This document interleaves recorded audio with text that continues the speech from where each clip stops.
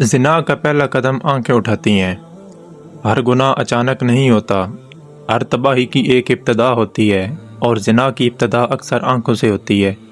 وہ آنکھیں جنہیں اللہ نے نعمت بنایا تھا، جب حرام کی طرف اٹھتی ہیں تو دل کی دنیا بدلنا شروع ہو جاتی ہے۔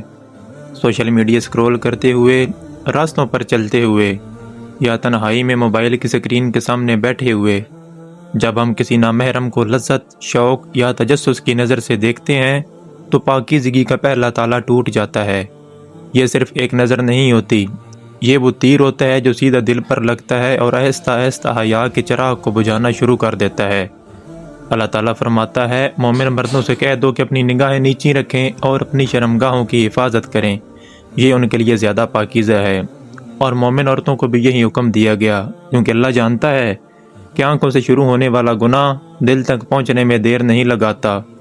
تو ذرا سوچو، اگر ہم کسی نامحرم کے چہرے، اس کی مسکراہٹ، اس کے نقش و نگار اپنے دل اور دماغ میں محفوظ ہی نہ کریں تو دل اس کی یاد میں کیوں تڑپے گا؟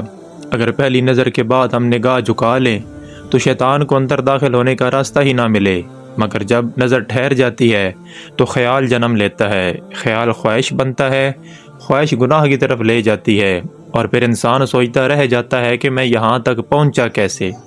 رسول اللہ نے فرمایا، آنکھیں بھی زنا کرتی ہیں اور ان کا زنا دیکھنا ہے۔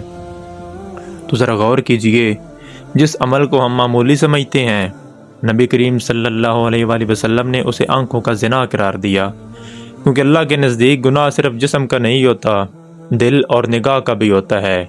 ایک اور حدیث میں رسول اللہ نے حضرت علی سے فرمایا، پہلی نظر معاف ہے لیکن دوسری نظر تمہارے لیے نہیں۔ پہلی نظر اچانک پڑ سکتی ہے، لیکن دوسری نظر اکثر دل کی خواہش ہوتی ہے، اور یہی وہ لمحہ ہے جہاں انسان اپنے رب کے لیے اپنی خواہش کو قربان کر سکتا ہے۔ تو پھر یاد رکھو، شیطان کبھی تمہیں سیدھا بڑے گناہ کی طرف نہیں لے جاتا، وہ صرف اتنا کہتا ہے، ایک بار دیکھ لو، بس ایک تصویر، بس ایک ویڈیو، بس ایک نظر، اور پھر وہی ایک نظر دل کا سکون، نماز کی لذت اور حیا کی روشنی چھین لیتی ہے۔